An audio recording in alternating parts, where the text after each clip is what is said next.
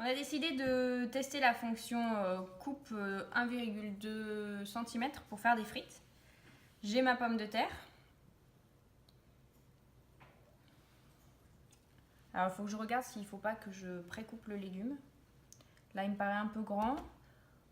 Je vais essayer de le mettre comme ça. On va voir si ça fonctionne. Hein. De toute façon le but c'est de faire des frites, donc on va voir. Hein.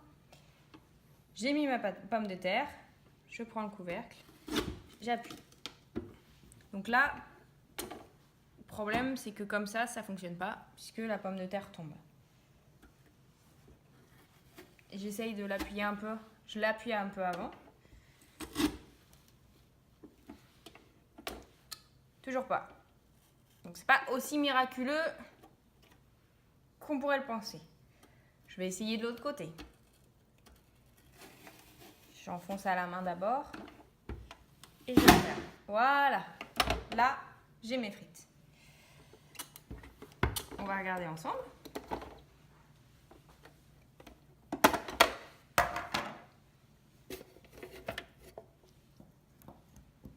Des frites.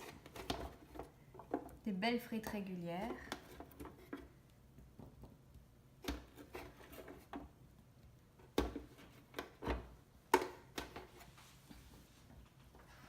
C'est sympa.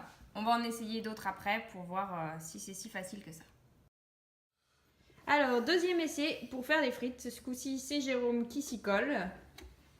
Donc, c'est parti. Jérôme, qu'est-ce que tu en penses? Alors, je fais comme toi, Mathilde. Je plante la pomme de terre là, ici sur cette partie, cette deuxième partie là où on va faire les frites. Et puis, eh bien, j'y vais. Hein. On peut y mettre, je vais y mettre les deux mains comme ça pour appuyer. Et non, la pomme de terre tombe. Donc voilà.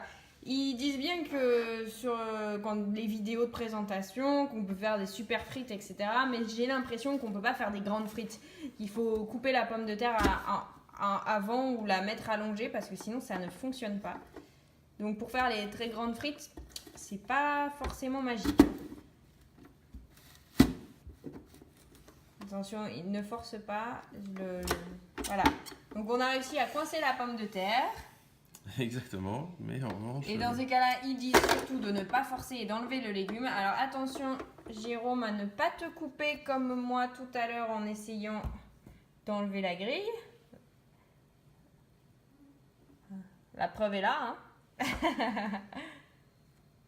Bon. Donc la pomme de terre est coincée. Oui, donc là, effectivement. C'est pas si magique que sur les vidéos en termes de frites. Hein. Non, parce qu'en fait, la pomme de terre, même quand on l'allonge, elle est trop large. La pomme de terre est trop grande. Donc en fait, il faut pré-découper ou avoir des petites pommes de terre pour faire des petites frites. Nous, on est un peu gourmands, on voulait faire des grandes frites. C'est pas cet ustensile-là qu'il faut pour faire les grandes frites. Il faut faire des petites frites. Comme on a échoué avec la patate entière, j'ai coupé la patate en deux. On voit bien que c'est la patate avec laquelle on a galéré. Il y a les morceaux de grille à l'intérieur sur la patate. Donc on va tester ce produit avec une demi-patate, voir si c'est pas adapté à la pomme de terre ou si c'est parce que notre pomme de terre était trop grosse.